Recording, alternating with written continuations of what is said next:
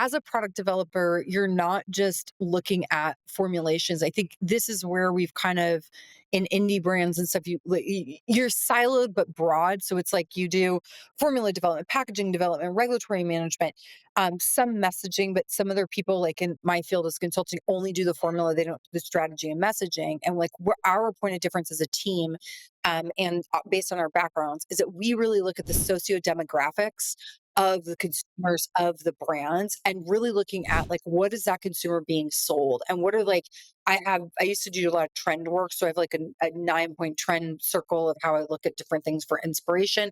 But really, is we're talking about with this consumer with the night mask or the BB cream or tinted moisturizer, is really what is the socio demographics of the target consumer that you're looking at, and what is the socio demographics of the fringe consumer that you're looking at. They're all in the same economic circle. When you're creating a brand, we always ask people like, where do you want to be distributed? Like who's your consumer? Like this whole conversation, we ask all these questions up front. Who do you want to be? What is your goal? Like your North Star for distribution? Is it Sephora? Is it Ulta? Is it Target? Or is it luxury? Like is it Bergdorf Goodman and Neiman Marcus Group? Like all that kind of stuff. And where do you want to be? And who is that consumer? So we can design towards that consumer.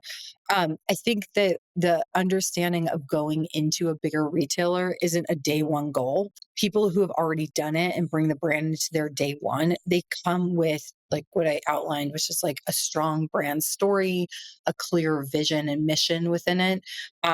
They have, a really clear idea of what their initial product lineup is, and samples always help in the meeting. Like that always helps, right?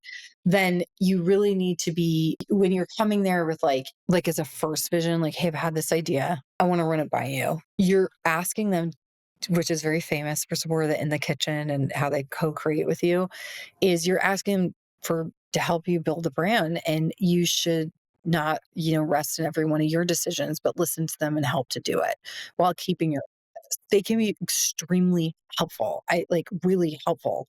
So in lining that up. So I think it's really important to have like your brand story, the vision, all of that together.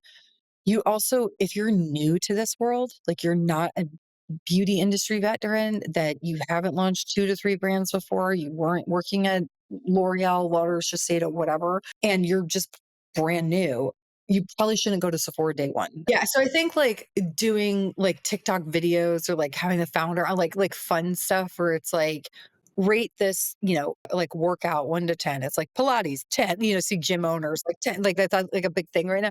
People really relate to that. So I think that part is fine. We look at it this way, is that like the fads and everything like that are pretty easy to find and they don't last. And the consumer today is so bombarded with overwhelming messaging on so many different social media platforms. And we're seeing that really at a younger age. And what we're seeing people recruit, like go back to, is the way like that boomers or the great generation and Gen X originally started, which is brand loyalty with certain products and buying like a series from that brand. Like they'll buy it and starter kits and things like that. So we're seeing people go back into, of course, you have the option to try a million different things, but who's going to own the most real estate in your cosmetic bag? I think now you're seeing more of one brand show up instead of multiple brands Interesting. because of the relatability of the ethics and the ethos of the company. So like the fads and trends that we tell people to go with is more like color. Like when we're doing color cosmetics, it's like, oh, orange is really popular or like something. So like you should do this because it's like a cool trend shape, but like don't buy as much of this. The first thing to do is, why do you want to do this? Like, why do you want to have a beauty company of your own? Like, what is it? Like, what makes it special to you? What is your story of like why, like for me, I grew up in the industry. Like I grew up with I could tell you, this is so sellable. It's, it's like, yeah, it's all true. It's all true, but it's like so sellable. It's like, I used to go to the office with my grandmother, like down in Max Factor when it was still, he ran Max Factor, and I met these incredible legacies in the industry. Annie Carullo, Leslie Blodgett, like were there. She ran created Bare Essentials, and Annie ran Lauder. I met them when I was children. And like I would be able to create my own concepts. They show me how to write concepts, and like then I presented them.